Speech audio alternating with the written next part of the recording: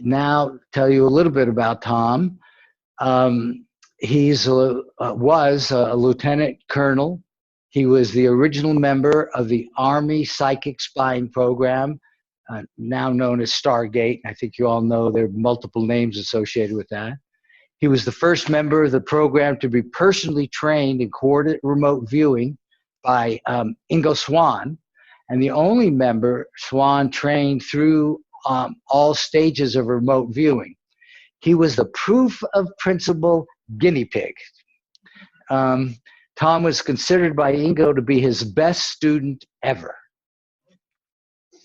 In 1985, Tom wrote the first CRV manual based on his training with Swann, and that's available online. You know, you won't necessarily remember that, but you're welcome to email me, and I can show you exactly how to get that manual. It's really good. And after serving in the Army's remote viewing program from 1981 to 85, Tom continued a successful career in Army counterintelligence and counterespionage. He retired from active duty in 1997 and continued to serve the Army as a civilian intelligence officer until 2019. Tom has a master's degree in counseling psychology from St. Mary's University in San Antonio, Texas. I always ask people to show, you know, we're all human. We all started out younger. And so there's some early pictures of Tom. Well, I said you were younger. Okay, let me now set Tom up and we will begin.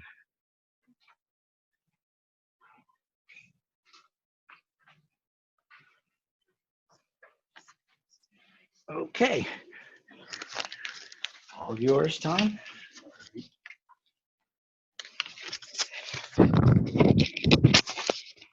How do I look?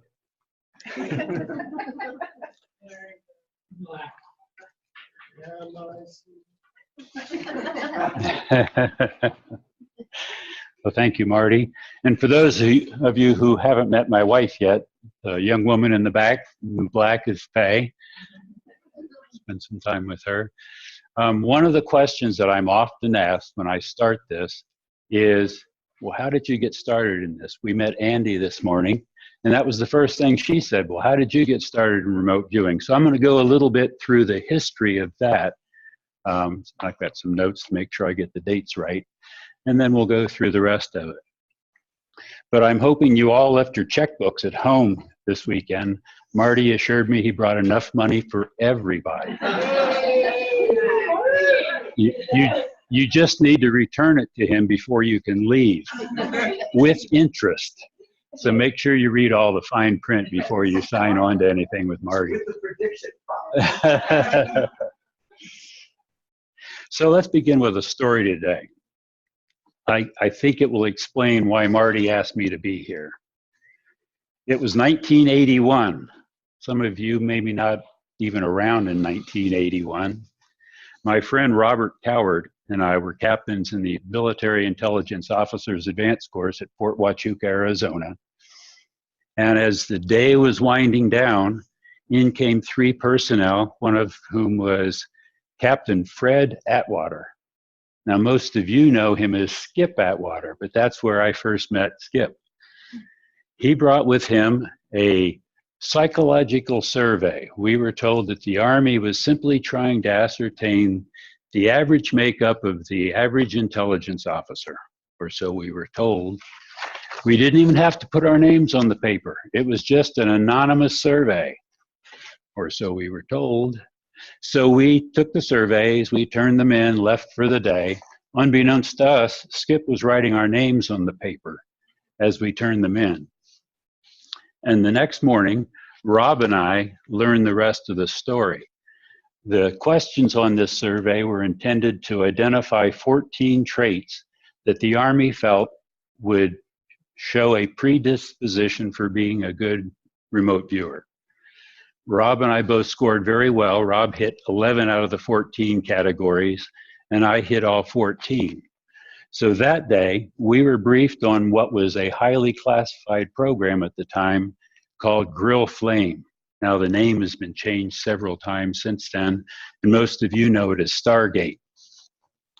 But we were asked if we would be willing to accept an assignment to Fort Meade, Maryland, to become psychic spies. Well, who could turn down an offer like that? So we both accepted. So we finished the course. That was December of 1981. We packed up our families and headed for Fort Meade, Maryland. Upon arriving there, we found out we were going to be trained in something, a psychic skill known as remote viewing. And in fact, we were going to be trained by the father of remote viewing himself, Mr. Ingo Swann, the amazing Mr. Ingo Swann. So in early 1982, Rob and I flew to Stanford Research Institute in Menlo Park, California, to meet Ingo. Now, we didn't know what to expect of the father of remote viewing. We admitted to ourselves we were a bit nervous about that. Would Ingo be weird? Could he read our minds? He had a security clearance, but what could we really talk to him about? And would we really get along? Well, years later, actually decades later, Ingo admitted to me that he was scared shitless, his word, not mine, of that first meeting. He said he didn't know what to expect of career Army officers. He said, would we be weird? What would we talk about? Would we even get along? Well, in reality, we got along very, very well. He was a good friend of mine right up until he passed away in 2013. So Rob and I went to SRI in California 3 times for 2-week sessions to start our remote viewing training. But after the 3rd one, Rob was diagnosed with cancer and he was medically retired from the Army. So that was a shock to me. I missed my friend and training partner. And the reason I mention Rob as much as I can, his assignment with the program was so brief, he tends to get left out of the history of the program. And I don't want that to happen. And he's no longer with us today. So after Rob departed, for the next 3 years, 3.5 years, it was just Ingo and me. 3 years in California. In the last 6 months or so, we trained in New York City, which was closer to Ingo's home. I was the first Army officer Ingo trained, and I was the only one he trained in all 6 stages of remote viewing. And then the 7th started bubbling up, which there was no training for at that time because Ingo speculated that there was a 7th, but it had never been experienced before. Toward the end of my training, Ingo trained 4 more personnel, and you may recognize some of the children in this photograph here. And I'm sure you've probably met at either an IRVA conference or another APP, all of these people. Maybe it's with the exception of Charlene. In Sci Spies, written by Jim Mars in 2000, he quotes Ingo as saying that I was a better remote viewer than he was. So was I more psychic than the father of remote viewing, Ingo Swann? No, absolutely not. So what was my superpower? Ingo said that my strength was in turning off my analytic mind so that I could continue to receive the signal without the analytic mind interfering and interjecting erroneous data. In fact, I used to frustrate him sometimes. I would have 3 pages of very detailed descriptions about the site, and he would say, look at your data, look at your data. By now, you must know what's there. And I would remind him that's not what he trained me to do. He trained me to describe the target, not to name the target. So why did I tell you this story? I'm here not because I'm a great psychic. Had I not been in that class that day, I may not be able to spell psychic. The reason I'm a good viewer may be because I'm not a great psychic. I'm just someone who paid strict attention to what Ingo taught about session structure. And I believe that's why Marty had me here today, is to talk to you about session structure. How do we keep that analytic mind from interfering with the signal? I spent more than 3 years learning how to do it, and I've spent the last 38 years sort of reflecting on it. So I'm hoping that something I share with you today will benefit you in your remote viewing. So how do we hold our analytic mind at bay? We give it a job. We teach it Ingo's CRV structure. Its job is to record and maintain the information that our intuitive minds are providing. We tell it we don't need its help. If you're familiar with the movie A Bug's Life, where Mr. Soil tells Flick, if you want to help, then help. Don't help. So that's what we're trying to tell our analytic minds. Don't help. Now, don't get me wrong. We're going to call on it to do its job, but after the session, not during the session. So I'm not here today to teach you how to be remote viewers. I'm here today to talk to you about Ingo Swann's coordinate remote viewing session, which has been changed to controlled remote viewing. So we believe it's the right hemisphere, and I say we believe. Almost everybody believes, but I've read other things that maybe not. But it's the subconscious mind that receives the RV data. It's the conscious mind we want to give the job of maintaining the RV structure. And we'll talk more about that. But Ingo says that ESP is occurring in all of us. Externalizing what is occurring brings it into awareness. So don't monkey with the structure and you'll be fine. So what's the difference between remote viewing and analysis? So we have the viewer. Sorry.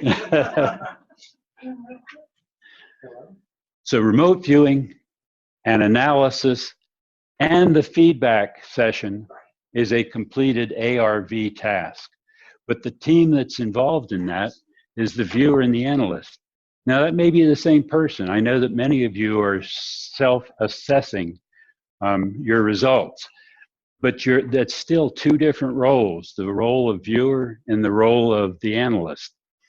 So we have the viewer, the analyst, the viewing, the analysis, intuition, logic, subliminal, subconscious, and we'll talk about that more. And the analysis, I believe, takes place in the conscious mind. The data, the structure, and we try and make use of both of those hemispheres to ensure that we're getting all the data that will help us to make an informed CRV or ARV assessment. But there's one term I want to say. You guys tend to use the term judging. You have the analysis and then you have the judging. And Marty and I have had this discussion. Judging seems to be too judgmental to me. Well, you guys are tough. That was supposed to be one of my jokes. Okay, that's better. Thank you. So I don't like judging. I like analyzing or assessing. It has a more collaborative sound. So instead of being the judge, we're being the analyst. And it's this viewer and analyst is the team that allows the ARV to succeed. And it's, again, that's two roles, whether you're doing it yourself or whether you're having an analyst do it for you. There are still two distinct roles for that. So this is the outline for our discussion today. I'm going to spend the bulk of my time on number one. What was Ingo Swann's coordinate remote viewing structure? And then we're going to talk about how that structure can improve the recording of the data, how that structure can improve the analysis of the data, and then what the viewer can do to help the analyst. I've got these on. I don't know how loudly I'm talking. Am I talking a good level? Okay, good, thanks. And again, that remote viewer and analyst may be the same person, but two roles, and you can help yourself if you follow the guidance here. So part one, what's the structure? Well, we know what remote viewing is. I won't bore you with that. But I'm here to say that CRV is not ARV. CRV is how we gather the data that we use to make the ARV analytic decision. So CRV is why ARV works. Structure is an organized, chronological, sequential process. And we'll talk about that in a minute. I know many of you are using a pre-formatted form and you plug the data in to whatever column it happens to fit. I'm going to advocate or show you the benefits of recording that data sequentially so you can see, is it flowing appropriately or am I starting to get off track? And it progresses through the stages, and we'll talk about what those stages are. Can you see, Bill? Now I can. All right. So early on, Rob and I were in Menlo Park studying under Ingo. And Rob was having a little trouble, and Ingo and Rob and I were sitting around the table talking. And Rob kept saying, well, I'm not seeing this, or I'm not hearing that, or I'm not getting this. But Ingo and I were talking about how are we recording the data? What column does it go in? That sort of thing.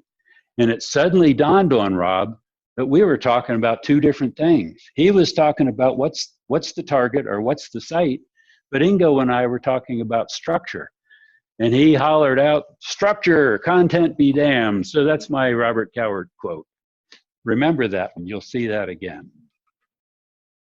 Let me be a little bit poetic here for just a minute. I read this quote, genuine poetry communicates before it's understood, T.S. Eliot. And when I read that, it hit me. That is CRV. You know, you'll read a line of poetry. Samuel Beckett said, the end is in the beginning, yet we go on. Well, I feel that but I don't know quite what that means. The Byrds sang a song about, please let me forget about today until tomorrow. I still don't know what that means, but I really feel that. And so for me, RV communicates before it's understood. You don't see the ideogram and then draw it. You don't see an image of the site and then sketch it. The sketch precedes the understanding. So to me, the communication comes in the remote viewing. The understanding comes in the analysis. And this is a Hal Puthoff chart, but I think it's important to see this one. We have the signal and the noise on the vertical axis. The dashed line is the lemon. That's our threshold of awareness. Everything that takes place below the lemon, we are consciously unaware of. So we take the stimulus, it impacts on our lemon, and we get this brief glimmer, which for most of us is the first sign of the ideogram. And then that signal subsides somewhat. Well, this is where our analytic mind begins to interfere. It says, oh, I know, and it starts telling you all these different things that it could be. If we can keep that turned off, take the input, the stimulus again, that signal will slow down and we'll get more and more. So I'll show you how you can help to keep that analytic mind turned off. So early parapsychology researchers recognized that there was signal in amongst the noise. And they sought to pull that signal out of the noise, whereas Hal and Ingo thought, let's get rid of the noise. Ingo said, understanding the sources of ESP degradation is probably the first step to take in any ESP training. So if you get rid of the noise, what are you left with? You're left with the signal. And so that was their approach. You eliminate the noise, signal can come through. Most noise comes from our analytic mind trying to help. And I use that term, trying to help, frequently, because that's what it's doing. It's most of your life, you go through life having a little intuitive senses, and then your analytic mind helps you to make sense of that so that you can make it through, so you can find your car keys, so you can get to work on time, things like that. But In remote viewing, we don't want that analytic mind to help because it interferes with the signal line that we're trying to get. Recognize and declaring analytical overlay, AOL, that's a term familiar to most of you. Yes, okay. It reduces the noise. Proper section structure reduces the noise. So how do we reduce this noise? Ingo believed that as long as the viewer maintained proper session control, the data could be considered generally correct. Only by strictly adhering to this structure can the viewer know the value and correctness of the data. Best results, and this is not just Ingo, but this is parapsychology researchers everywhere, says that the viewer focuses on the structure and then we record that data in the sequence that it's presented. And I think the subsequent slides will show you that. So how do we eliminate the noise? Well, first, AOL is our analytic mind trying to help us. The way we prevent that is we declare the AOL. You take the ideogram, your mind starts giving you pictures of what that is. AOL break. Break tells your mind, stop thinking about that. And you write down what it is. It's an island. AOL break island. Now, you may be saying, well, what if it is an island? If it's an island, it will come back. Ideograms repeat themselves, and the data continues to repeat itself until you understand it, and you can move on to subsequent data. So call an AOL break, declare what it was, take a short break to allow that to subside. And by short break, I'm talking 5 seconds, 10 seconds. You'll know it when that image of the island is gone from your mind and you've acknowledged that it may not be an island. Take the coordinate and start over again. Now, there are several times during the session that we want to take breaks. We just mentioned the AOL. What about a missed break? You take the coordinate, you move your pen to the right for the ideogram, no ideogram comes. Well, what's going to happen if you sit there and wait for that ideogram? Your analytical mind is going to say, I'll give you an ideogram. It may have nothing to do with the site. So the important thing is when you miss it, call that. Missed break. Pause for a second, take the coordinate again, and see if you get the ideogram. Aesthetic impact, we'll talk about that more in a minute. The aesthetic impact is your mind and body acknowledging how this site is impacting you. Imagine yourself on top of the Eiffel Tower looking down and feeling a little disoriented, or remote viewing a prison or a facility where biological experiments are being run on people. That is going to impact you. And if it really impacts you, trying to work through that is the worst thing you can do. So you declare an AI break, write down exactly how that affected you, pause, wait for the sensations to subside, and then take the coordinate again. A confusion break, we've all been confused. You'll get lots of data, you don't know where to put it, it's starting to overlap. Call a confusion break. Don't let your analytic mind try and help you to sort through that confusion. Take a break and take the coordinate again. Too much break. I'm sure we've all had those too.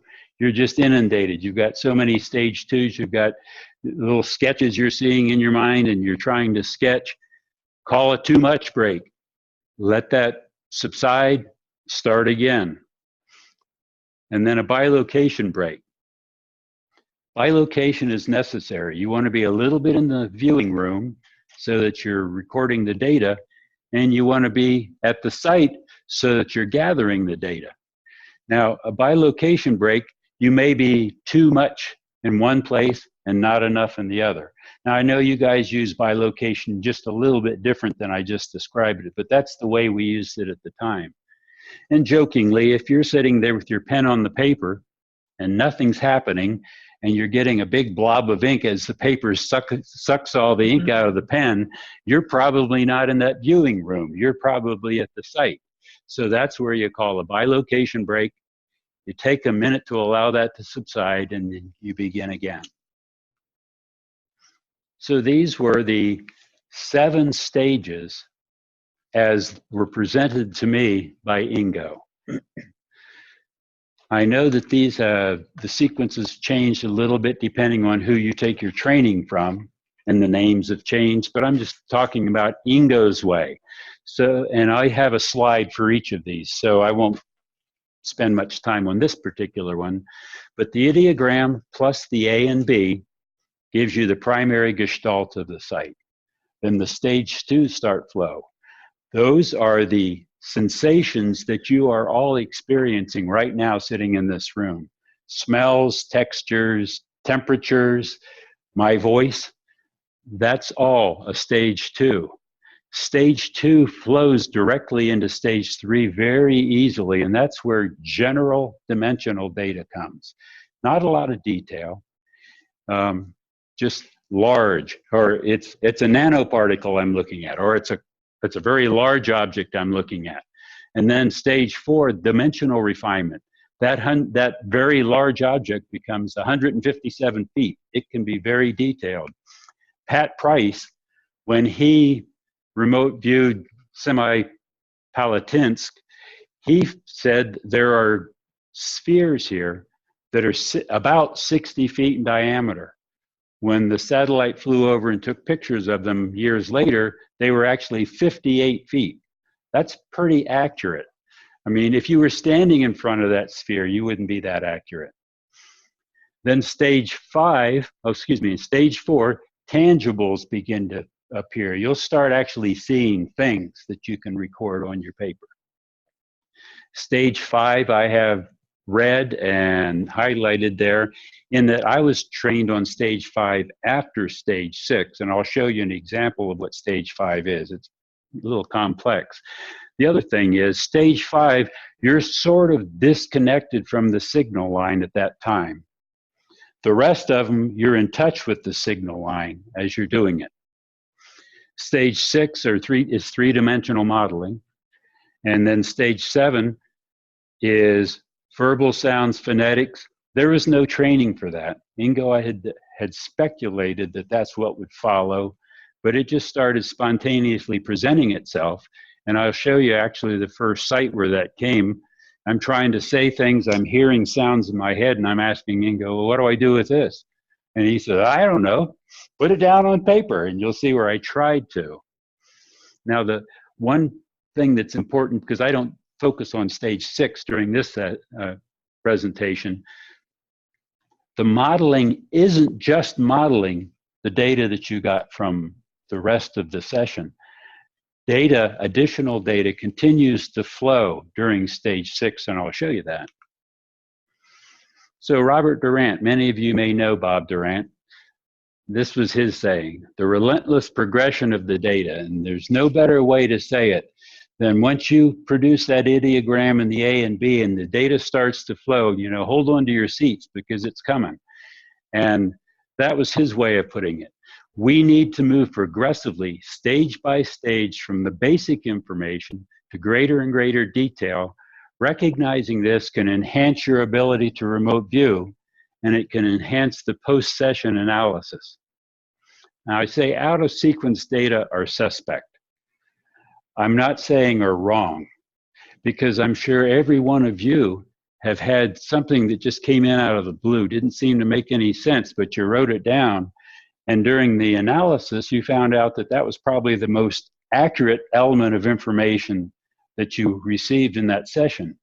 But I would say that for every time that happens, you're going to have 10 or 12 of them where that outlier is just that, an outlier. This is my chart. The resolution is on the vertical axis here. The dashed line is the threshold of awareness. Above the line, you're aware. Below the line is the subliminal. So we take the ideogram. We learn a little bit about the site through the gestalt. Then the sensory data begins to flow, and you can see we learn more about it. And then stage 3, those dimensional data start, and we have that aesthetic impact. That aesthetic impact causes a widening of the aperture, and that's when the data really begins to flow, and you can see we learn quite a bit.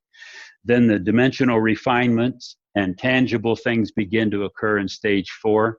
Stage 5 I've highlighted in yellow because that's a little different. We'll talk about that. Stage 6, we model it. Stage 7 are phonetics, where we may name the site. What's it telling me? Don't need to worry about it. Now, Hal and I had a discussion. You can see I have this line going above the threshold of awareness. So I sort of believe that at some point we become consciously aware of what that site is. Hal said, well, he has his questions about that. But what I say is if we've described it in great detail, if we've modeled it, we've drawn pictures of it, and we've even named it, I would have to say at some level we know what that site is. And so Hal may not agree with my line going above the threshold of awareness, but that's my theory. Now, I don't want to insult anybody. I have a picture of a piece of paper on here.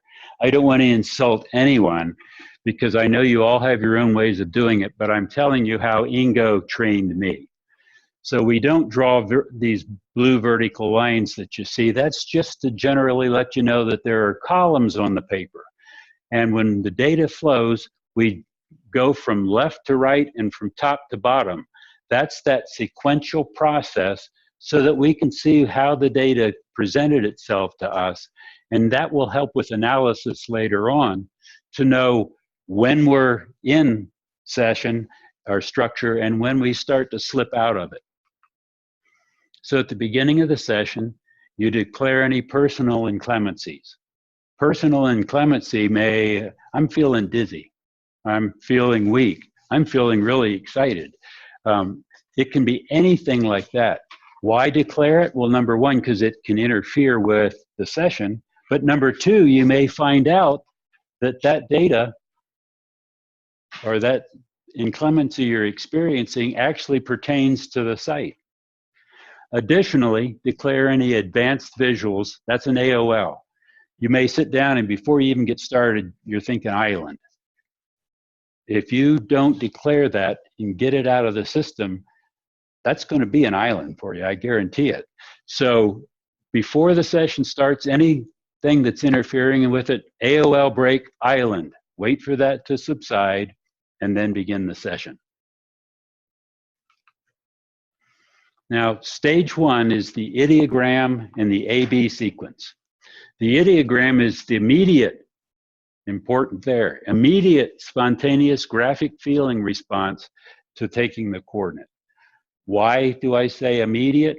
Because if you wait too long for that ideogram to appear, your analytic mind is going to give you an ideogram, and it may have nothing to do with the site. That ideogram captures the overall feeling motion of what the site is, and I've got that down here at the bottom. Ingo always emphasized that there's no word in the English language that means feeling and motion, so this was his term, feeling motion. And that feeling motion is the A. So you produce the ideogram, you write A, and you write down what that feeling motion is. That's the target, how the target feels to you, and the motion the pen is making. Now I say feel it, you're feeling it, not seeing it. That ideogram may look like something to your analytical mind, but you should be focusing on how did it feel when you produce that, because the appearance of it is less accurate than the feeling. And then the B is the immediate analytical response. So I took the coordinate, it felt this way, and this came to mind. It's a noun, it's a thing. This is what came to mind. And again, I emphasize immediate. If you pause too long waiting for some sort of a B, your analytic mind's going to give you one. So if you miss it, just say no B, go back and take the coordinate again. And I'll show you how this works. So here we go. You take the coordinate 96742 and you draw an ideogram. Don't force the ideogram. If there is no ideogram produced within a very short period of 1 to 3 seconds, call a miss break, take the coordinate again.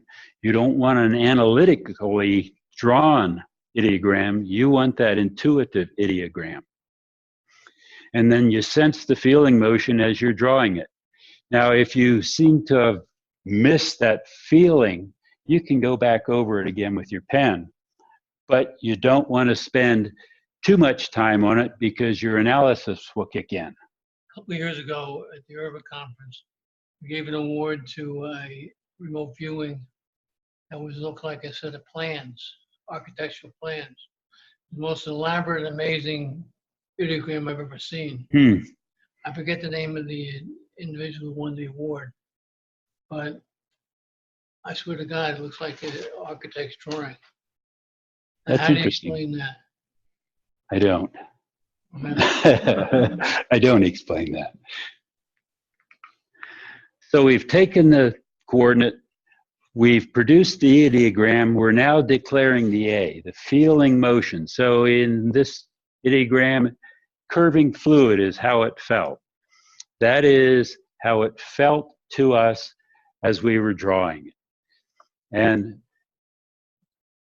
the feeling motion are adjectives. They're not things, they're not nouns. It's how it felt. So they should be simple terms. We've produced the ideogram. We've declared what that feeling motion is. Now the B comes. The B are nouns, simple nouns. If you don't get an immediate, this is what the site is, if you don't get an immediate sense of what that gestalt is, don't consternate over it. Declare an OB, take the coordinate again. If the ideogram is correct and you miss something, it will repeat itself. Yes, Teresa? You may get this later, but are you saying that every time you do an ideogram that it's unique, or do you have like specified ideograms that you always recognize? And I mean, is this something that you're going to later? I've had people tell me that. I've had people say that when they produce this characteristic ideogram, it's always the same thing.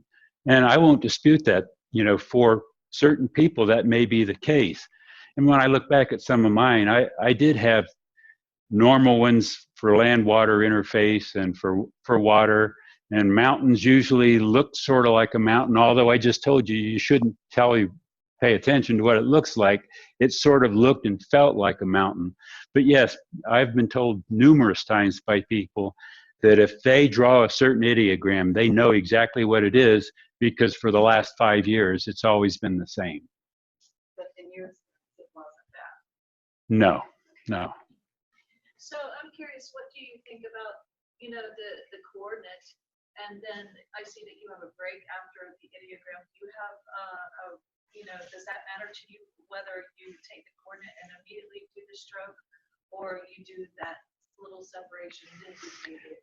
I write the coordinate down, move the pen an inch to the right, and allow the ideogram to produce itself. And that's the term I use. I don't draw ideograms, they produce themselves. It's like that communicates before it's understood.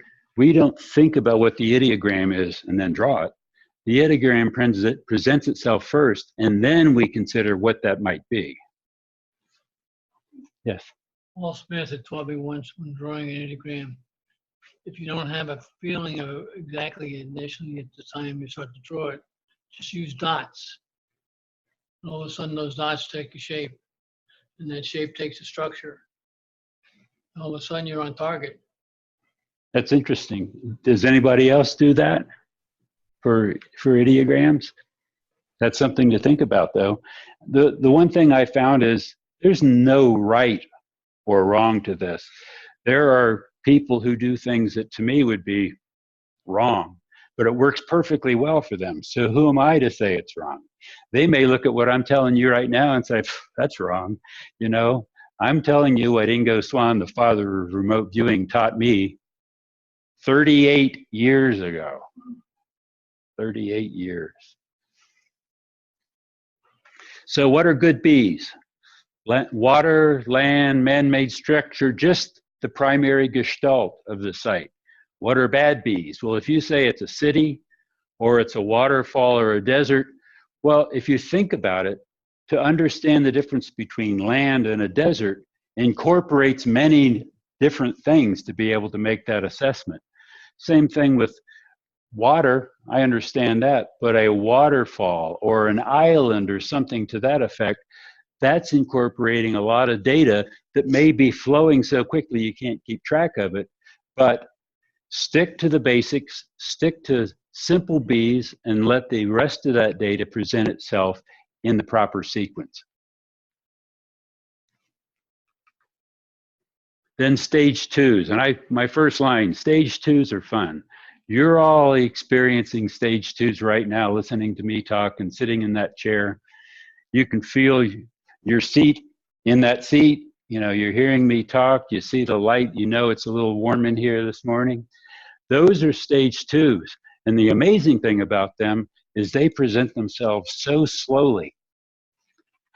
You can start blue, sounds, bird sounds, temperatures, hot. And you can just take your time. Sometimes you'll get a long string of stage twos, and it may take you a full minute or so to write all those down. And to me, that was the fun of remote viewing, because I know what blue looks like, so that was an easy one. And I know when I'm hot, so that's an easy one. So that's what stage twos do for us. Now, although colors are perceptible, and colors are one of the most often presented things in stage two, don't get the misunderstanding that stage twos are visual things. I don't quite know how to say you're experiencing blue or experiencing red, but stage twos are not visual, they are kinesthetic. They occur in clusters. Rarely will you see a single stage two just floating out there. In fact, it's called a floating stage two, and it's considered less reliable. So they'll come in clusters, and I'll show you an example in a minute. You'll get a small cluster, you may do some more stuff, and then you'll get another cluster. And what I believe is those different clusters pertain to different aspects of the site, and I think history usually bears that out. Stage twos begin to transition. It's almost like stage 2.5, but don't go out of here saying, Tom was talking about stage 2.5. I've never heard that before. But you'll see from one of my sessions that I'm going to show you how the stage 3 dimensionals just start piling in with the stage twos in that cluster. And that's the beginning of stage 3. So here's an early, I started training in remote viewing in early 1982, and this was September. So I took the coordinate, produced an ideogram, I said it's solid, the B is land. That was all I got from that. So I took the coordinate again. A different ideogram presented itself. I said it's flat land, and then the stage twos part started. Hard, rough, grainy, stone, brown, morning light, dry, and that's where that stopped. So I took the coordinate one more time, and as I said, ideograms repeat themselves, so there was something there for me to, something else for me to understand that I didn't. And you can see this is where I declared a confusion break. I said the A is long. Well, is long, which is a dimensional, a feeling motion? No.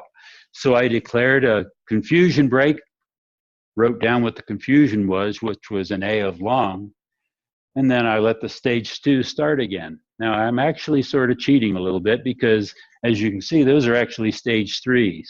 So long, flat, hard, directional, man-made, concrete, loud noises, smells, aesthetic impact, blah. Now that's not a very descriptive term, but that's the way it made me feel. I said, blah. This is a noisy, smelly, busy place. It's an airport.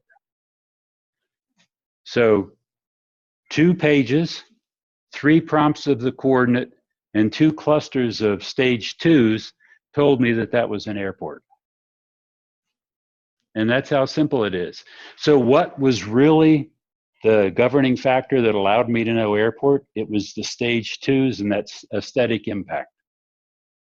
And that's why I say fully explore the stage 2s. There's a lot of data in there. Then stage 3s come. This provides a broader context of the target and starts providing dimensional references. Now, I know that some remote viewing has been done for medical purposes. So you're looking at like nanoparticles or little microscopic particles.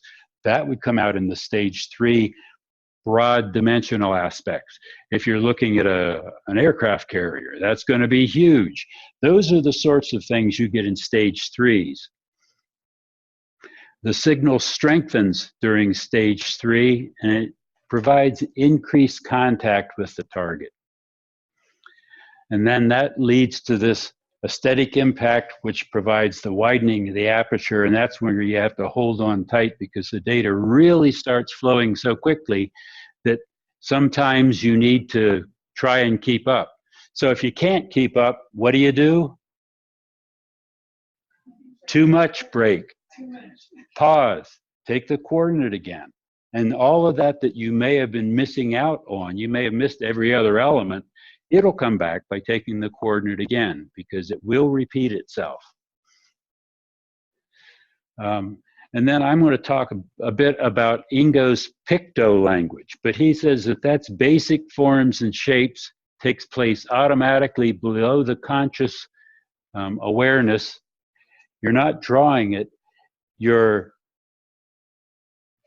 intuitive mind is providing you a quick sketch of it, and I'll show you that. At the end of stage 3 is the recognition of the overall gestalt and the physical characteristics of the site.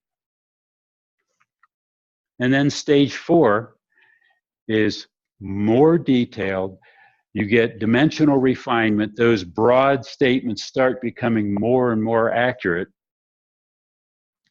And then tangibles, trees, cars, airplanes, things like that start presenting themselves.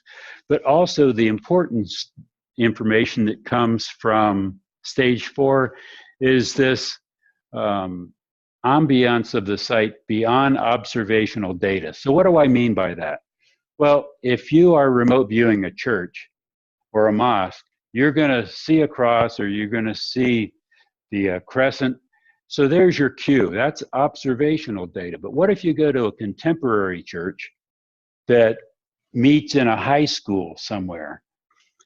Stage 4 will tell you that that's not an academic room. It will sense that that's a religious room. And I believe that. So this is where stage 4s can really help you.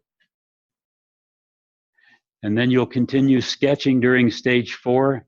You'll start getting a better sketches, almost drawings of what the site is. Intangibles will begin to appear.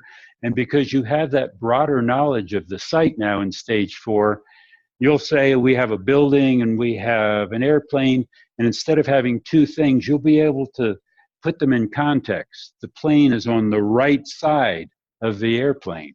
That's where stage 4 starts presenting itself.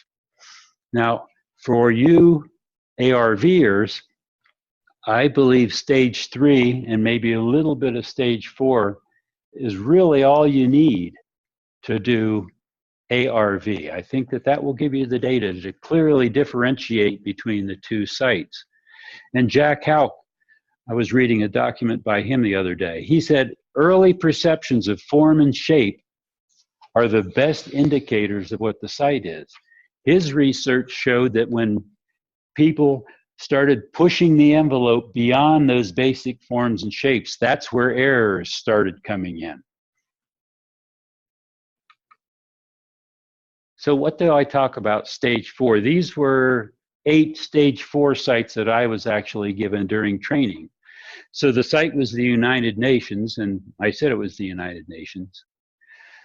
The second one was the Paris Opera, and I said it's an opera. Now, your analytic mind is probably saying, well, what's an opera feel like? I don't know, but I knew it at the time, and I wrote it down. So you can see those are the sorts of sites that stage 4s can help you to differentiate between. The church at Lourdes, I'm not sure I knew what the Church at Lourdes was at the time, but I got it. And Deborah probably has all of those sessions. Tom, those just came to you. You didn't have anything to precipitate those thoughts, right? Say again? Those thoughts were spontaneous. Yes, spontaneous. So let's talk about picture drawing versus verbalization. Ingo says psychic input is relatively pure. It's the translation where the errors start coming in. So if we're letting our intuitive minds do its job, and we're not trying to understand it, we're not trying to do analysis on it as it presents itself, we're more likely to be accurate. He says intuition enables us to perceive all at once some profound characteristic, like maybe an opera or a church. So you'll find that picture drawings sort of draw themselves without any decision-making characteristics. Verbalization, often, this is his term, often your sketch may well represent the target, but your verbalization calls it something else. So if you're seeing a sketch and you're calling it something else, rely more on the sketch, focus on that, and let the analyst figure out which is correct. And his term, perhaps you've drawn it, but you've called it something else. And he said, picture drawings of the basic forms and shapes are less affected by analysis. And that goes along with what Jack Houck had said. Picto language. This is fantastic. He talked about picto language as being a language in itself. It's a pre-conscious process. It's the little sketches and diagrams that we're allowing our intuitive minds to make without our analytic minds being engaged. And if you want to read his book to get more detail, I actually cited where I got these statements from. It translates the incoming psychic information, shapes which are then recognized, so communicates before it's understood. Must learn to, excuse me, church bells.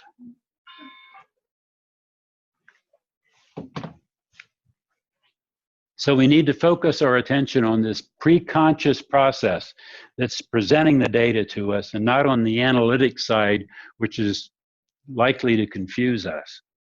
Picture drawings are drawn by the subconscious as opposed to the detailed drawings that are drawn by your conscious mind.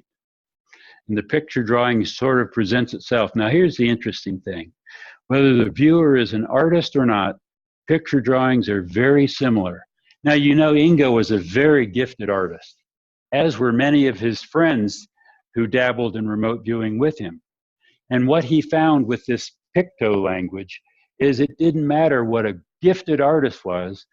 If we have never drawn anything more than a stick figure, our picto language looks exactly like that of the gifted artist because it's coming from our intuitive side. Now, when they sort of disconnect from the signal line and use their analytic art abilities to produce it, well, then that's where they really shine. But the picto language is the same for all of us. So what do others say about it? Well, René Worcallier in 1948 recognized the benefit of what he called telepathic drawings. Russell Targ and Hal Puthoff said that simply describing what you see, that's, to me, ties in with this picto language. The unanalyzed perceptions are almost always the better gauge. Dean Radin, who you'll hear from shortly, says that verbal descriptions are inadequate. That's where that picto language comes in and reinforces that. And the unconscious spontaneous results accounts for more accuracy, and that's from Joe. So picto language. This is a intuitive drawing. This is an analytic drawing. So in stages 3, early stage 4, we're looking for the one on the left, not the one on the right. Now, at the conclusion of your session, We've gone through stage 4 now, and as I said, I believe stages 3 and 4 are probably sufficient to do a great job with ARV. Always produce a summary at the end. Additional information may appear as you're doing this summary, and if it is, you need to highlight how that is different than what came during the session. This is your opportunity to step back and look and say, okay, I said it was red and it was in this cluster, and that seems to tie in with this little sketch I did here. And that's your chance to do some spontaneous sort of rudimentary assessment of what it is. Any change between what you said during the session and during the summary should be highlighted. Not me this time. Write the summary with the analyst in mind. And that's important. When you are doing a remote viewing session, that's your intuitive mind. Your intuitive mind is going to use a language that the analytic mind might not recognize. So when you're writing that summary, let your logic apply. I said it was this, but as an analyst, even if that analyst happens to be me an hour from now, is that analyst really going to know what I meant? So there's your chance to start thinking about the analysis part. Write that summary with the analyst in mind. And then keep a journal. How many of you keep journals? I would really, got one. It helps. Yes, I recommend keeping a journal. What went well? What didn't go well? If you had it to do over again, what would you do differently? What are your new insights? And then as you read back over your journal from time to time, you're going to say, oh yeah, that new insight, I need to ensure that I try that in subsequent ones. And then the other thing, by keeping a journal of what the weather was like, what time of day it was, what day of the week it was, whether you slept well last night, that sort of thing, you'll start finding what's the best time of the day. Over the last year, if I did it before lunch, I did very, very well. If I did it after lunch, not very well. Those are the sorts of things that you'll learn by journaling that you won't recognize if you don't. So if it's got a red star in the corner, that means it's an important slide. Pay attention to this one.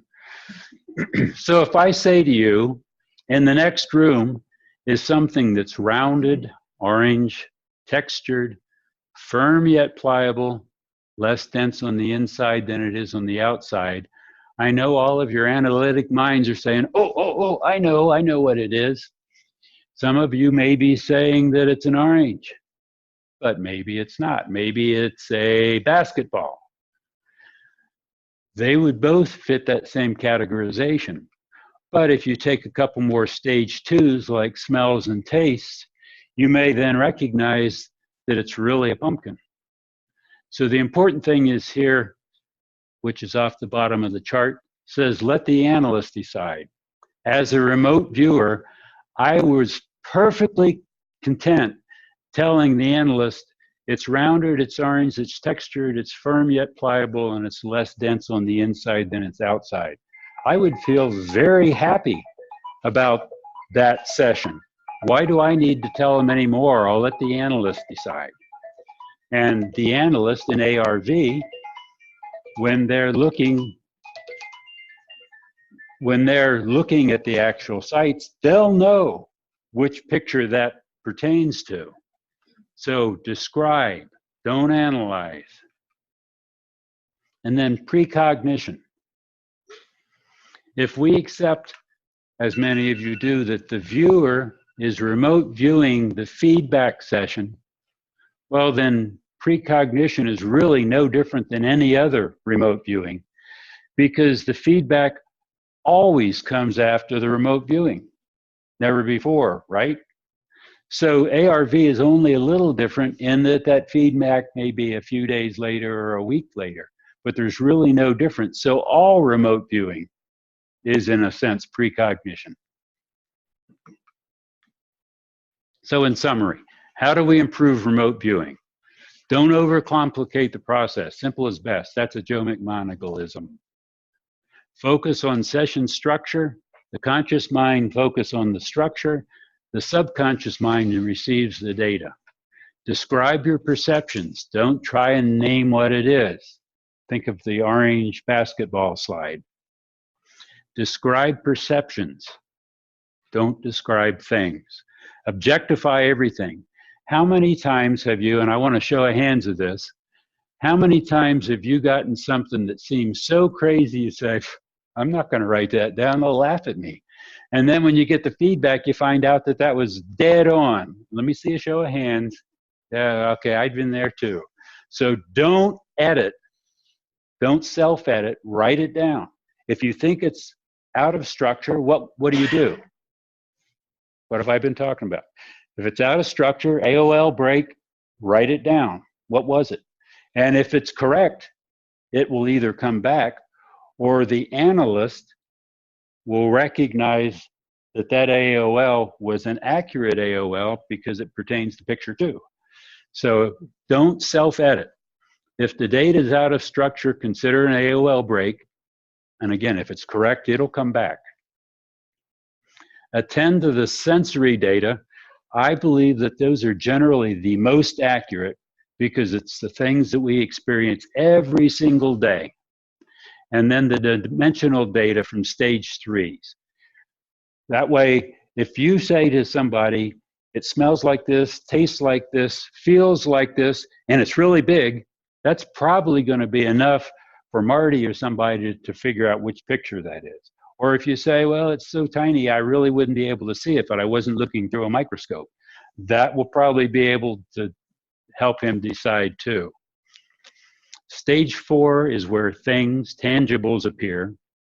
And stages 1 through 3 is probably enough for ARV. So you recommend not judging your own work. In other words, your own product should not be judged by you. Well, even if you're judging your own products, that's a separate function than the intuitive side. And so I don't draw much of a distinction between the viewer and the analyst, whether that analyst is somebody else or it's you, because we all have the ability to be logical in looking at the data and making some assumptions or judgments from it. Oh, did I use the judge word? Sorry, Marty. So to remove the noise from your session, declare all AOLs, missed signals, confusion, etc. Take a break, take the coordinate again. Allow the AOL or confusion to subside, take the coordinate. Feelings and verbiage in sequence. In other words, are those stage 2s, the words that you're writing in stage 2s, are they coming in a logical sequence? Those are generally your best data. Focus on the structure. So here are some results of what Ingo taught me. These were the last sessions I did, stage 6 sessions. When my training was coming to an end, the government had spent several $1 million with SRI and with Ingo to train me. So the government said, we want to know we're getting our money's worth. So these are the sites that the government gave to him to test me to see if I could do the job. So this is a stage 6 site. This is the model that I produced. This is the first ever stage 7s that came in. This is the one where I was hearing sounds. You know, if I tell you, listen to a bird singing and write that down, how do you write those sounds down into something that's comprehensible to the reader? So I said, ba, tuk, e, ka, ba, and I ended up saying bucker. That's as close as I can get. Well, I wrote down stage 7 bucker, and there's the feedback I received. It was Bunker Hill National Monument. And again, that was the first ever stage 7. Here's another. That's the model I produced. I said it's an old pyramid structure, and then the stage 7 started coming, and la do to oo, and I said Tulu. That's the best I can do. Because again, no training. To this day, I can't tell you how to sort through those to determine which is most accurate. Well, there's the feedback. And I'll admit, I'm a little bit amazed. When you look at the spacing between the two elements, it's almost identical. You look at the striations here and the striations there. It was pretty amazing to me, and it was Tulum Pyramid in Mexico. And in 1986, Ingo and I went down there and explored some of the ruins that we had visited only through remote viewing before. And I teased him. I called him Indiana Ingo in the Mayan Temple of Doom. And then in 1984, he and I and 3 others explored Mars, but that's another subject for another day. Wait, what did you find? Yeah. What? What did you find on Mars? We found the base of Mars. That's a long story. So let's go back. Okay. Ask about lunch or. So here's the model. Again, all sorts of wacky stuff. I did the best I could. So I said it's a nuclear reactor, and Arcus is the best I can do. There's the feedback. And it was a nuclear reactor in Arkansas. Now, again, just like I can't tell you how the Paris Opera felt that I called it opera, or the church at Lourdes felt that I called that, I'm talking about the state here, yet in the other one I talked about what the object was. So I see the inconsistency, and I can't explain it. There's the model. I said grand. There's the feedback. And SRI sent a photographer to the Grand Coulee Dam to take this picture, and they asked him to stand in the same orientation as this model so that it would be better represented. And he said he felt a chill going down his back when he stood there and took his picture because it looked so much like the model. And one last one, and this is an interesting one. That's the model I produced. Stage 7s, you can see by this time I started writing stage 7. I didn't know what to do with them before, and nor did Ingo, but we started saying, okay, well, let's at least put stage 7 above it. And I said, E. Conti, AOL break pine cone. Well, I knew it wasn't a pine cone, but that came along with the sounds that I was hearing. So, but I said E. Conti because I didn't want to include the AOL. There's the feedback, and it was Oconee, so the cone was actually more accurate than the ones that I declared. It was Oconee Nuclear Power Plant. Now let me tell you a little bit about this one. Each of these dots you see here, I said each one of those dots represents one of those spires. I said I'm not going to stay here all day making little clay spires. But if you look in the picture over there, all those little spires are there. And then I had made the 3 primary structures and the road network around it. And then something where you see that spire in the back, there was nothing there. And my hand was doing this. And I said to Ingo, I feel like there's something there. And he starts banging on the table. Well, put it there, put it there. So I had to clean all the clay off my hands and write on the paper. And what I wrote was an egg on a stick. I said AOL break because it made no sense. Egg on a stick. And so how do you model an egg on a stick? Well, you make an egg on a stick. And it made absolutely no sense. But if you look behind those 3 towers, there's that egg on a stick. I don't know what it is. Maybe a physicist can tell me what that is. Make that mistake. Yeah. But that is a perfect example of it communicating before it understood. It was screaming out to me, there's something here. It's like an egg on a stick. I didn't understand it, but I allowed intuition to model it. So those were the stage 6 sites that the government paid for. Now, stage 5, how many of you have seen or tried a stage 5 before? 3.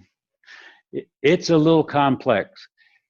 Stage 5, you're sort of disengaging from the signal line and allowing your analytic mind to help you. So you can see people was something I said as a stage 4 tangible, and building over there was a stage 1 B. So that was the B that went along with the feeling motion. So I said, okay, let's explore this building. And what I got was gray angles, uneven, raised pattern, cold, gray. Well, there's what the site was. And you can see all of those things are there. But I said, I want to know more. So I said, when I was thinking of people, they were curious people. They were curious about a building. So I said, let's see what their curiosity was about this building. And out of that, and interestingly enough, you can see this dashed line. It says lunch break. That's how long it takes to do a stage 5 session. Above that line, we did before lunch. About lunchtime, Ingo said, let's take a break. So we went to lunch and came back, and I picked up where I left off. But I said, there's a man associated with this building, and he's old, dead, blue, black and white are the colors I got. I see a uniform. He's military. He's a leader. He's a leader of something. And about that point, it was almost like this guy was sitting in the room with me. I said, and it's got AS there. And to this day, I can't remember what that AS is or what I was thinking. But I said, he's a 5'10", black hair, a beard. He's heavy, stone face. And it's underneath there, I said, AOL break, Ulysses S. Grant. And that's who it was. This is Ulysses S. Grant's farm. So you can see that stage 5 is elaborate, takes a long time. It's easy to get off track, but it produces amazing data if you're patient. So what did I do with all of this? As Marty already showed you, I wrote a training manual based on what Ingo had taught me. And my name's under that redacted block there. We used to joke that the CIA never quite caught on that they shouldn't use black markers when they're highlighting things. But my name's under there, and you can see it was secret at one time, it no longer is. The little fine print says it was declassified by the CIA.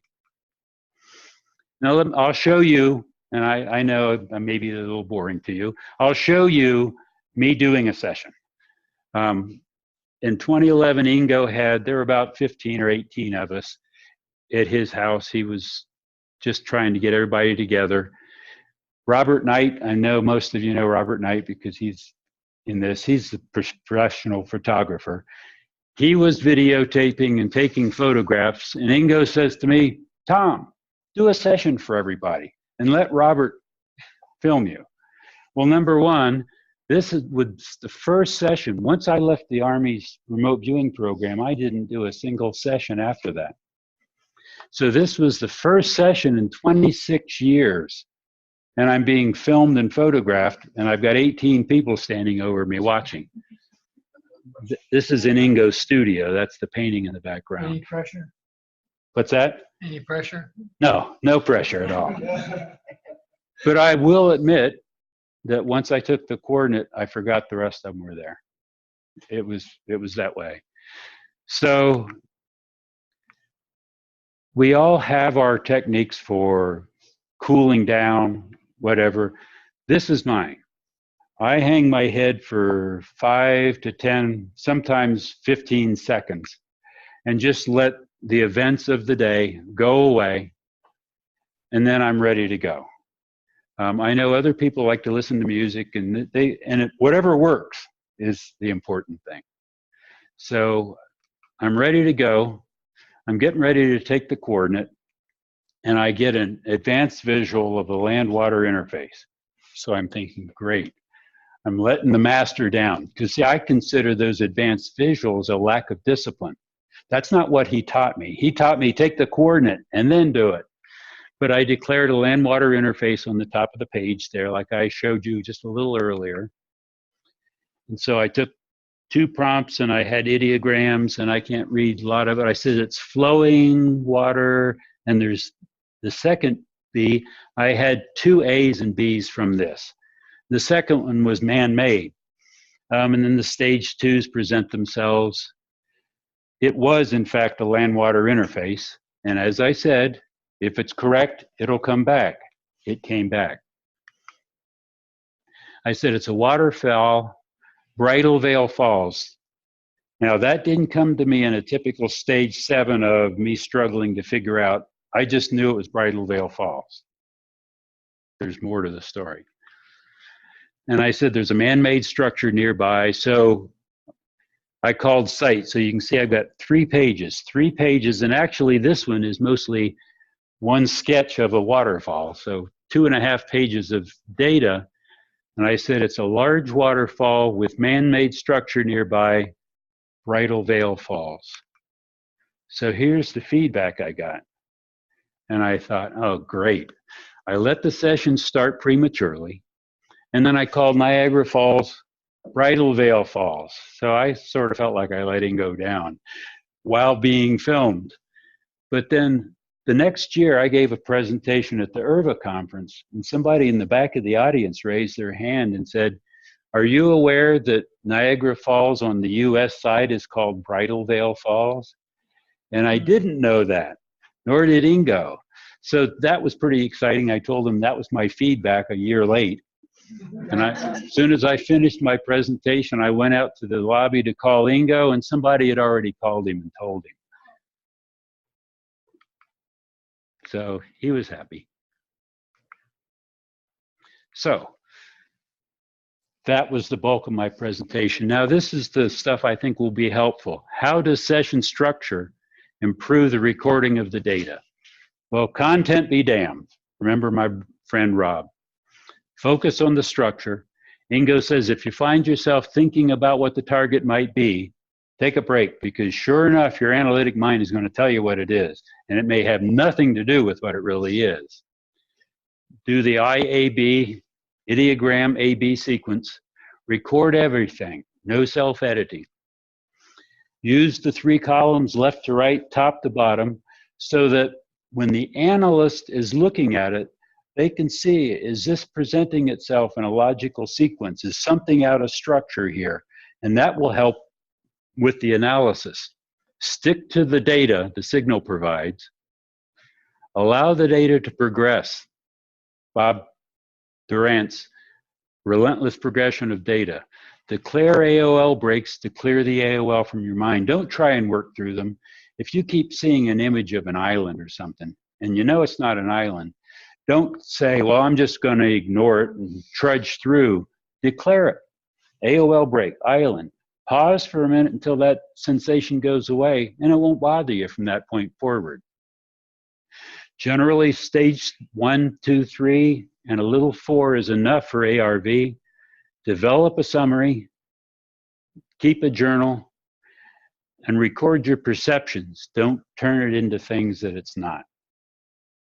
And I put a star on that one. That's the sort of thing that you could keep next to you from time to time just to go back over. And Marty, I'm assuming you'll send these slides to everybody, will you? Yes. Okay, so I see people. And they'll have a recording as well. Yep, all right. Okay, part 3. How can session structure improve analysis? Well, for the analyst, understand the stages of remote viewing. Understand how the data presents itself in a sequence. Look for progression through the stages, stage 1s, 2s, 3s. I'm starting to get dimensional data. That dimensional data is now starting to be refined, starting to talk about things there. So that makes sense. Then look for progression within the stages. The stage 2s, is that a logical progression? So even within the stages, look for that. Basic shapes and forms are more accurate. Does the data, that the verbiage that follows the drawing fit? Is it a logical sequence? Have AOLs been declared, and were they appropriate? Now, if you get questioning, If you get a visual, let's say the target is an American Airlines aircraft, but yesterday you flew in on a Delta airline, you're going to say, oh, this is just like that airplane I flew on. So that's an analytical overlay. It is an airplane, but it's not the one you flew in on yesterday.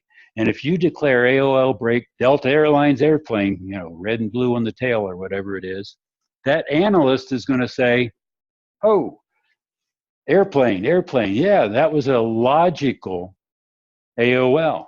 So sometimes they are. And is the summary complete? Has any data been added, and was it explained? So that's what the analyst should look for. Now, Ingo talked about 4 things to focus on when you're doing analysis. Error contributions, he called it. He says you get the basic data correct, but the analytic mind contributed incorrect data trying to help. So the analyst should be looking for that. Associations. The signal progressed to a point that triggered the analytic mind to offer known data to try and help. So you can start looking for that. Are we seeing the vague sort of data that comes from the intuitive mind, and then all of a sudden we start getting great detail, which seems to be appearing from the analytic mind. The analysis should start looking for things like that. Lack of fusion, and I'm sure you've all done this. Sometimes you're sketching the upper right corner of something, and then the lower left, and then a little bit out of the middle, and then you're sketching the logo that's on the hood of the car, and you just don't know how any of that fits. That's what he called lack of fusion. That's not the job for the remote viewer to sort out. That's the job for the analyst to sort out. And then finally, he says, for the viewer and the analyst, focus on the data that was accurate. When you get the feedback, look at what's highly accurate and say, how did that present itself differently than the inaccurate data? And that's where you'll really benefit from that. And that's where keeping a journal will help you to recognize those things. And then part 4, how can the viewer help the analyst? And that analyst may be yourself. Focus on structure and sequence during the session. Use the 3 columns left to right, top to bottom, in sequence. Record everything. Don't self-edit. Allow the data to progress. Record data in the sequence. And record just your perceptions. Don't try and turn it into something. I perceive it's rounded, it's orange, it's this, it's that, but don't turn it into a basketball when it may not be. Declare AOL breaks and identify what the AOL is. Generally, stages 1 through 3 is sufficient. Develop a comprehensive summary with the viewer in mind. Will that viewer, with the analyst in mind. Will that analyst understand what I'm saying, or am I using words that only I will understand? Your Lacey that you and I talked about, Lacey is a perfectly good word to describe what you were describing from an intuitive sense, but it wasn't going to make any sense to the analyst. So that's where you sort of explain these inconsistencies so the analyst will understand. And then you write the summary again for the analyst's understanding. What do you mean by summarized data present? What do you mean by summarized data present? Okay, that's where you finish the session, you sort of write your summary, and you sort of take a step back and say, okay, there I said it was red, but now I'm realizing it was more like rose. So in your summary, you say more rose than red. And you look at your data, and you're sort of doing an immediate post-session analysis, but you're not trying to do the detailed analysis, which is the job of the analyst. Can you clarify for me, when you talk about in sequence, and you have the different stages, as things are coming in, but maybe as you're just starting off, you get something that would be stage 3, a sketch that just comes in right away. Something that would be? A stage 3, like a sketch that just comes in right away. Are you saying that if you get the sketch just right away, you should stop and go back? Well, if you get a sketch, do it. Yeah. Record the sketch, and it sounds like you're saying right now, you were recognizing it at the time as being out of sequence, and that analyst will also recognize it as being out of sequence. So I would never not sketch if you felt that urge to sketch something, because that urge is the intuitive mind saying, let's get this down on paper. Now, if it's a vision that you have, if it's words, that's where I would declare it an AOL. But if it's accurate, it's going to come back, right? So there's nothing wrong with saying AOL break, this seems out of sequence, and here's what I'm seeing. And if it's accurate, it will present itself again in the proper sequence. I have a question about that too, since we're there. The columns, so top to bottom, left to right. Could you explain that to me? Okay. Left column is where you put the coordinates. Okay. The center column is where the ideogram goes, the A and the B. Right column's where you start putting down the stage twos. When you run out of space, Go back over. you start back down and below that. So you're sort of just like we read, from top to bottom, left to right. Okay. And why? Because that's the way an analyst is going to read your paper, from top to bottom, left to right. And if you're using the pre-formatted form, then that is, to me, is lost. Right. And if something presents itself out of sequence, you don't know if you're just plugging it into pre-existing columns. Whereas if you're using Ingo's structure, it's easy for the analyst to say, oh, this is right in, I can really count on this, or this is getting out of structure. It's suspect. Not wrong, suspect. So your clusters then will tend to be on that right side. Mm-hmm. Usually. Then you kind of have the signal fade, and then maybe take the coordinate and you'll get another cluster. Right. So you just put that on the left and keep going? Or Yeah, I every time I take the coordinate, I move back over to the left, which is sort of like mini sessions within sessions, I guess is a good way of saying it. Because some of those clusters will be super accurate, and then maybe you'll have one that isn't quite as good, but it's fast. Right. Well, and if you're talking about stage 2 clusters, those clusters tend to fit different aspects of the site. Right. So they may not pertain, the second cluster may sound like it doesn't have anything to do with the first, and it may be a different aspect of the site, just as accurate, but a different aspect of the site. Well, I just wanted to clarify something. So I understand I'm taking the coordinate, but what does that actually mean? Write it down again? Or Yes. Put the you see the numbers in your mind and then you let For me, go? I always wrote them down. So like I just said, it's sort of like a mini session within the bigger session. Always write it down. That produces that strong impulse, like you saw on Hal Puthoff's chart. That produces that strong impulse, and it gets you back on target. Yeah, just something for protocol. I realized that after years of doing this, when someone asked me like, "Hey, we can do a session," and I agreed to it, immediately I start getting like pre-impressions. It's really annoying. I'm immediately starts. I'm just wondering, once I actually get into the session, should I declare those like set aside? Absolutely. And if they're correct, what's going to happen?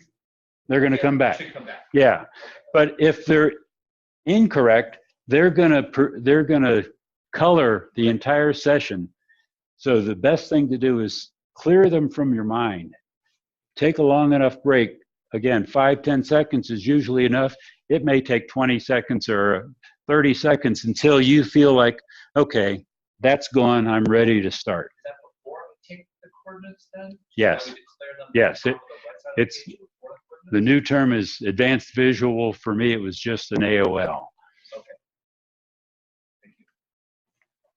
So with your stage 2 impressions, it sounds like you're really getting some experiential sensories, because for myself, I just hear the words and write them down. So for example, with temperature, if you get hot, are you in that moment feeling hot? Or if you hear a sound, are you sensing it more than? That is a great question. Is my skin feeling hot? Well, no, but your brain registers your actual skin feeling hot, right?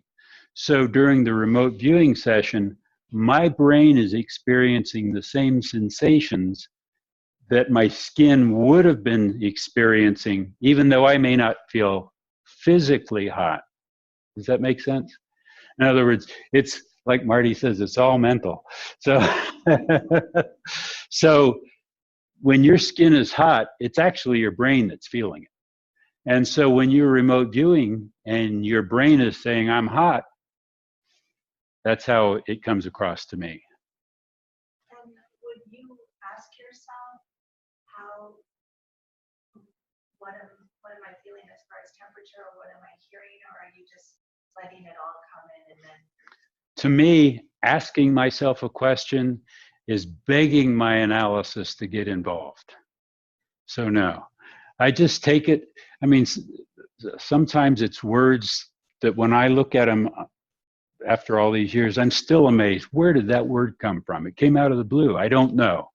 But the word came out, I wrote it down, and boom, it was accurate, you know? So for your stage sevens, those were just popping up and then you would call that stage 7. It wasn't that you're waiting till it's time to go to stage 7 and then saying, let me have a stage 7 right now. For me, the stage 7s, as I'm reflecting, every time it occurred after stage 6. I can't think of a single instance where it occurred sometime else during the session. But remember, it wasn't until the very end of my training that I started getting stage 7s, and there was no training for that.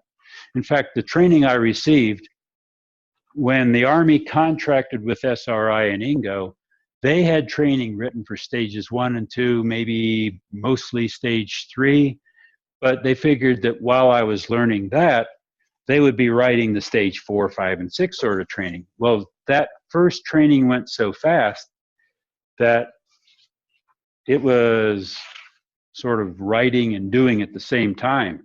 In stage 7, Ingo had hypothesized that there was phonetic sounds and that sort of thing, and numbers, which never came to me. And he was gleefully happy that session when they first started presenting themselves. And I said, well, what do I do with this? And he said, well, I don't know, write it down. So I did. And you notice early on, I just wrote them down. But in some of the later sessions, I actually took the time to put stage 7 over that and then write it down. So that was where Ingo and I were working together to figure out, what do we do with this sort of stuff? I think for a lot of us doing this for a while, like there's some problematic areas, and that's one of them, because then it's, okay, I write this at stage 7, but then that can also be considered an AOL, or, is it an AOL? In the same way, stage 4, when like you're getting windows, doors, things like that, those a lot of times are accurate, but sometimes they're just AOL. It's not actually a door to a house, it's a natural doorway. So any advice you can give for that? There's this confusion of, well, sometimes it's spot on and sometimes it's... The way I look at it, there's no shame in ever declaring an AOL. If it's accurate, you, the analyst, or the actual analyst will recognize the accuracy of that AOL during the analysis session. But what you're saying is this is suspect because it seems to have come out of sequence, or it just doesn't make sense for some reason or other. But if you say, well, since it doesn't make sense, I'm not going to write that down, then that's going to taint what you do from that point forward. But declaring AOL, break, writing it down, waiting for that to go away, and then proceeding, there's no shame in having called it an AOL when it was actually dead accurate. I'm just as happy if I called it an AOL when it is, than if I get it and don't call it an AOL, if that makes sense. So what do other people say about remote viewing, ARV. Well, Dr. Gertrude Schmeidler came up with what she called the sheep and goat effect. In her research, she found out the sheep, people who believed in remote viewing and ESP, did very well during research. People who walked in her office saying, there's nothing to this stuff, did very poorly. So if you believe, which I believe all of you do, you will do well. Carl Jung said, something in us sees around corners and knows beyond time and space. Carl was a pretty sharp guy. James George says, sense and listen, and this is what a remote viewer is doing, so that something can act on us when we are sufficiently present to receive it. And then finally, my favorite, Rabindranath Tagore, try and say that 3 times fast. He said, the table I perceive is perceptible by the same kind of consciousness I possess. So if I can touch it, I have the sense of feel. If I can hear it, I've got ears. If I can see it, I've got eyes. But if that table is on a distant planet in some far off galaxy, and we can still perceive it, something in our consciousness allows us to do that. So be confident in your abilities to do this. And in summary, content be damned, structure. And there's my mentor and friend in one of his many books. I can't stay, there are places to go and things to see, but your own mind's eyes can see their own tails if you let them, and can see more than tails if you let them also. You can't see it, it's off the bottom of the chart here. If you haven't been to Ingo Swann's website, it's just ingoswann.com. It talks about Ingo the author, Ingo the painter, Ingo the visionary, Ingo the father of remote viewing. It's a great website, and all of his books are available there. And speaking of books, and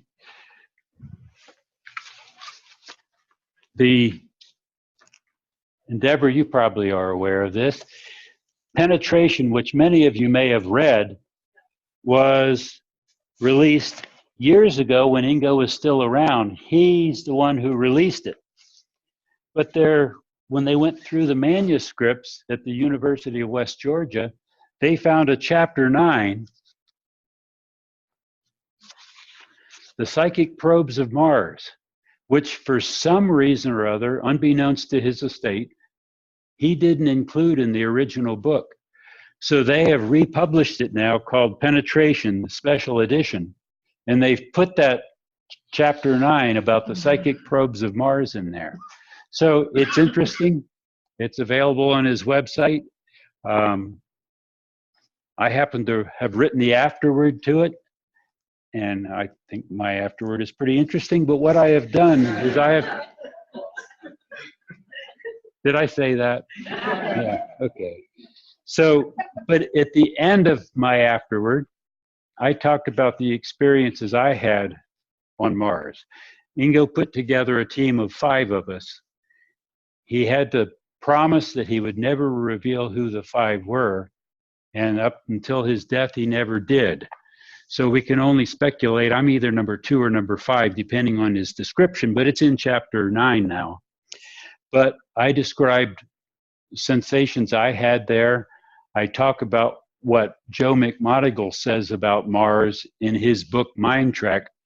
And then I have created an email address, remoteviewmars@gmail.com. And I've already started getting responses. The book's only been out a couple of weeks. I'm already starting to get emails from people who have remote viewed Mars and want to tell me what they found. So what I'm hoping to do is, as people do this more and more and provide me with the input, I'll start collating that. I'll start doing the analysis. After all, I was an intelligence analyst for 44 years. And then I will put that together in some format and send it out to everybody who's submitted input to that, because I think that will be very interesting. Didn't somebody remote view the pyramids of Mars? They did come out when I first remote viewed Mars. I didn't know it was Mars. but it wasn't Earth. I knew that pretty fast. And so that's all in there. Yeah. Thank you very much. Thank you. Very much. This is just, so good. Let's take a little bit more time for questions. Okay? So if you have more questions, now's a good time. Yes. Hi, I just finished up class where I learned about ideograms.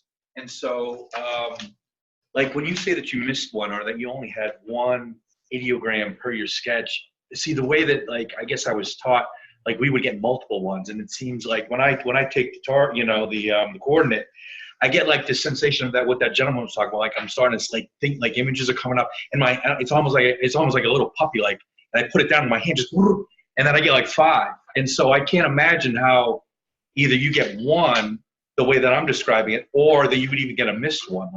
For me, I think so my pen's gonna go. Yeah, I think part of it with experience, you'll be able to slow down that signal somewhat. But if you get multiple ideograms, do an A and a B for each one of them, because each ideogram may represent different aspects at that site. And that will come out as you go through the data.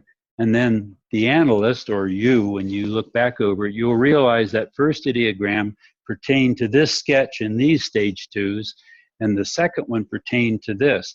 And that, if you record your data in sequence, that should come out that way. And you mentioned it just now. I was going to ask you, is there a technique to kind of slowing it down? I was doing a sketch yesterday, and I had 3 quick images. I grabbed the second one, and it ended up being correct, but I lost the first one and the third one. And you mentioned, well, it's going to come later on. But is there a technique to kind of slow down some of these images? You're saying with the experience it comes? I think just with the experience, it slows down. Anybody else feel the same way? Did you start off fast and eventually slow down a little bit? No? Those are just thoughts? No. That instant? So just learn to write faster. Okay. And then when you talk about feedback, I'm learning, I got a little lazy with my feedback, and I wasn't doing a lot of the emotional. Was there anything with emotion and feedback that you learned with back then? That you, did you pump yourself up or whatever for feedback? Is there anything in that? No. In fact, Ingo often accused me of being too flat. My aesthetic impact at that airport was blah. And he would say, one of these days I'm going to put you on someplace and you're going to feel like you're falling, and I'm going to hear an aesthetic impact from you. So he often criticized me as being too calm, not excited or excitable enough. That's when who you I got am. feedback, was there a certain excitement at that point? Oh, absolutely. So yeah. it was. Yeah. When I saw that egg on the stick, Mhm. I'm still pretty excited about that. Yeah. I have a question about that. Yes. Do you do what we consider a feedback session, or do you just get involved with the feedback photo or site? Do you actually do something on paper for feedback? For me, when I was learning, it was almost entirely National Geographic photos. Martha Thompson worked at SRI. That was her job. They went to yard sales and old bookstores and bought every National Geographic they could find, literally every one they could find. And they pulled that out, got the very accurate geographic coordinate for it, because remember me, it was coordinate remote viewing, and that's what you saw me writing down. Degrees, minutes, and seconds north, degrees, minutes, and seconds south or west. And then I would go from there with my ideogram. And my feedback was almost always National Geographic photos. Now there were times. But you never did a session. You looked at it, reacted to it. Did you go back to your transcript and say, look what I got? Now, I'm trying to get a sense for what your feedback session was like. Yeah, my feedback session was having my papers laid in front of me. And as you saw, I was usually like a 3 or 4 page person. There were times it went more than that. But I would have that laid out, and then Ingo would hand me the folder. I would open it up, and I would get that, wow, look at that. And I would lay that next to it, and I'd say, oh, there it is, and there's my egg on a stick. And that's the way I did it. Now, sometimes I never got feedback, which was a little frustrating. sometimes and I can say this now, the CIA would have something they wanted to know about, and there weren't enough remote viewers. And in fact, at the time I was being trained, it was basically Joe. So they would want to know more. So I'd end up being given a target from the CIA, and I would never get any feedback as to what it was, whether I was right, whether I was wrong. Yes. What's your typical length of a transcript in a remote viewing situation? The number of pages? Yeah. Yeah, typically 3 or 4 pages was what I would do. There were a few more than that, but from the ones you saw, that's about it. What does that mean in terms of time? Is that a 5-minute session or 20 minutes or Uh, an hour or whatever? Well, that stage 5 was after lunch, so that was a long one.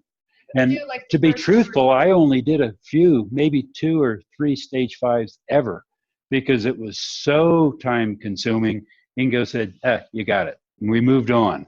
But typically a session early on was 3 to 5 minutes. And then later in stages 4 and 6, a half hour, 45 minutes. Okay, again, really, thank you. Ray and I will be here all weekend. If you have questions that come up later that you didn't think to ask, feel free. I love discussing this. As I was talking with Marty last night, I work in amongst a bunch of intelligence analysts who, yeah, that remote viewing stuff, okay.